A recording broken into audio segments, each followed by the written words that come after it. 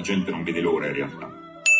Saluti, stiamo girando brevemente un saluto che c'è un'Italia dall'altra parte del mare. Andrea Perugini, il nostro eroe. La sede del consolato, quello è il poster del Vespucci, famoso save the date condiviso con Difesa Servizi, Ministero della Difesa e quant'altro. Come sta andando? Abbiamo appena fatto una festa nazionale con 500 ospiti, c'era molta aspettativa, la gente non vede l'ora in realtà. Questa cosa succede tutti i giorni. Grazie per averci dato questa possibilità. Io ringrazio decisamente Io Compro Siciliano e tutti gli attori che hanno capito l'importanza di questa operazione e sono voluti salire a bordo, per usare una metafora marinesca. Qui c'è una domanda d'Italia a cui va corrisposta una offerta adeguata. Vogliono andare in vacanza in Sicilia, vogliono conoscere la ceramica siciliana, vogliono bere vino siciliano, ma non solo, insomma, di tutto il Made in Italy, no? C'è una grande voglia di Italia.